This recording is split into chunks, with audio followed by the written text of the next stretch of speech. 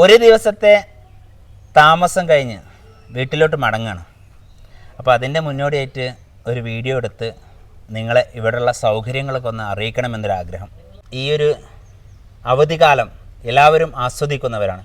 പ്രത്യേകിച്ച് ശനി ഞായർ ദിവസങ്ങളിൽ, അവധി അല്ലാത്ത കാലമാണെങ്കിലും ശരി, വയനാടിനെ സംബന്ധിച്ചിടത്തോളം ഭയങ്കര തിരക്കുള്ള ദിവസം. അപ്പം ഇതിന് മുമ്പ് ഞാൻ ഈ നമ്മുടെ AT വില്ലാസിൽ വന്നിട്ടുണ്ട്. എന്നാൽ ഇപ്രാവശ്യം വരുന്നത് എൻ്റെ ഫാമിലിക്കൊക്കെ വയനാടൊന്ന് കാണണം, മുത്തങ്ങ ഒന്ന് കാണണം എന്ന് പറഞ്ഞപ്പോൾ ഞങ്ങളിവിടെയുള്ള സ്ഥലങ്ങളൊക്കെ സന്ദർശിച്ച് വന്യജീവി സങ്കേതം ഒക്കെ ഒന്ന് പോയി കണ്ട് അതിനുശേഷം ഇവിടെ ഒരു ദിവസം രാത്രി താമസിച്ച് വീട്ടിലോട്ട് മടങ്ങണം. അപ്പോൾ ഇവിടെയുള്ള സൗകര്യം എന്ന് പറഞ്ഞു കഴിഞ്ഞാൽ മറ്റു വില്ലാസിലുള്ള സൗകര്യത്തിലേറെയാണ്.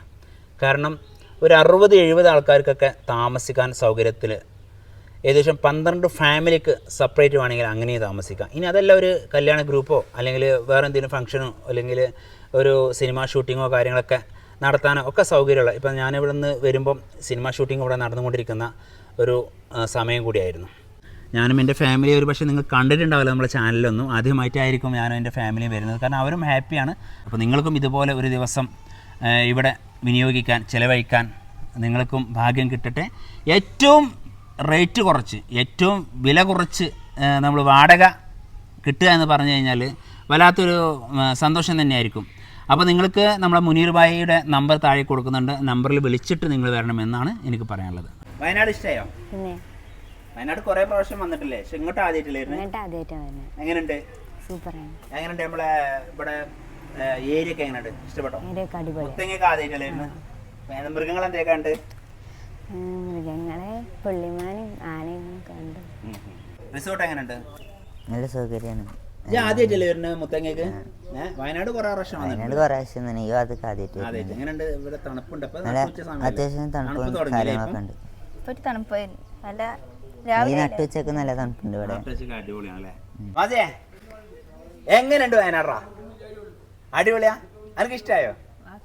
അനക്ക് എന്താ പറയാനുള്ളത്? പുള്ളിമാനെ കണ്ടോ? അല്ലാ, പുള്ളിമാനെ എത്രണ്ണത്തിനെ കണ്ട്?